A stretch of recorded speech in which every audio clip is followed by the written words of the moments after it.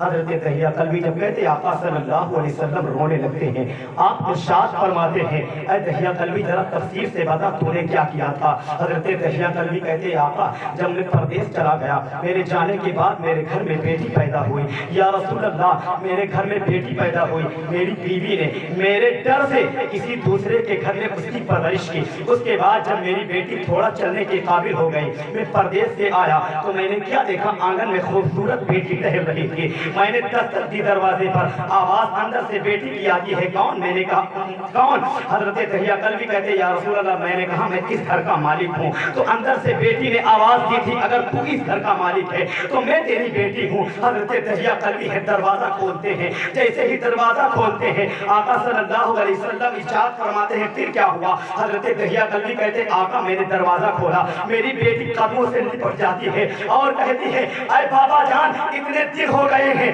کہاں اتنے دنوں سے تھے، میرے آنکھیں آپ کو دیکھنے کے لیے بے چین تھی، اتنے دن کہاں گزار دیے؟ حضرت دہیا کلبی کہتے آقا میں نے اپنی بیٹی کو دھکا دیا ہے اور جا کر دور گری ہے، جا کر اپنی بیوی کو پکڑا ہے، اے بیوی یہ بتا یہ کس کی بیٹی ہے؟ تو حضرت دہیا کلبی کہتے آقا میری بیوی نے کہا تھا اے دہیا مار بات یہ تیری بیٹی ہے، یہ تیرے جگر کا ٹکڑا ہے۔ حضرات محترم حضرت دہیا کلبی کہتے ہیں آقا اب میں بستر پر لیٹ گیا، اب سوچنے لگا کون سا ایسا وقت آئے گا جو اپنی بیٹی کو میں زندہ دفن کروں گا۔ حضرت دہیا کلبی کہتے ہیں یا رسول اللہ جب ساری دنیا سو جاتی ہے، اس کے بعد جب ساری دنیا سو جاتی ہے اب مجھے نیند نہیں آ رہی ہے، یا رسول اللہ میری بیٹی نے اتنی محبتوں کے ساتھ میری خدمت کی تھی کہ اس کے محبت میرے دل میں جگہ کرنے لگے تھے، میرے دل میں جگہ کرنے لگے تھے۔ حضرت دہیا کلبی کہتے ہیں آقا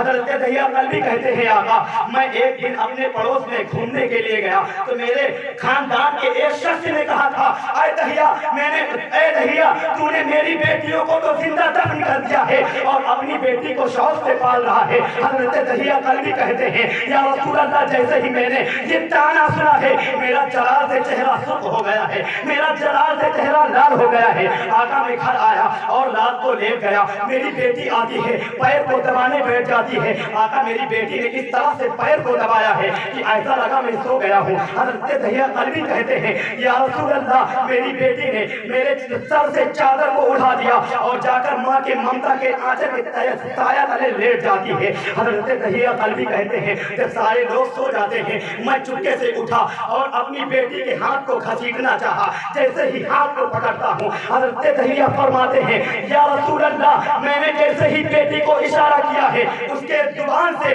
لفظ ابا نکلا تھا، میں نے یا رسول اللہ اس کا منہ اپنے ہاتھ سے داب دیا تھا اور دابنے کے بعد لفظ ابا اس کے گلے میں ٹھہر گیا تھا۔ حضرت دہیا کلبی کہتے ہیں یا رسول اللہ میں نے اپنی بیٹی کو گھسیٹا اور گھسیٹ کر لے کر جانے لگا، میری بیٹی کہتی ہے ابا کہاں جا رہے ہو؟ میں نے کوئی جواب نہ دیا، یا رسول اللہ میری بیٹی کہتی رہی لیکن میں نے کوئی توجہ نہ دیا، یا رسول اللہ میرے پیر میں چلتے چلتے چھالا پڑ جاتا ہے اور چھالا پڑنے کے بعد پھوٹ جاتا ہے، اس کے بعد اسی راستے سے پانی نکلتا ہے، یا رسول اللہ پھر خون نکلنا شروع ہو جاتا ہے۔ میری بیٹی نے تڑپ کر کہا تھا اے بابا جان آپ کے پیر سے خون نکل رہا ہے، تو دہیا کلبی نے کہا تھا کہ اے بیٹی میں دوست کے یہاں دعوت میں جا رہا ہوں اس کی فکر مت کر، تو میری بیٹی نے پیر پکڑ کے کہا تھا کہ اے ابا جان آپ کے پیر سے خون نکل رہا ہے اور جو خون نکل کر مجھے روٹی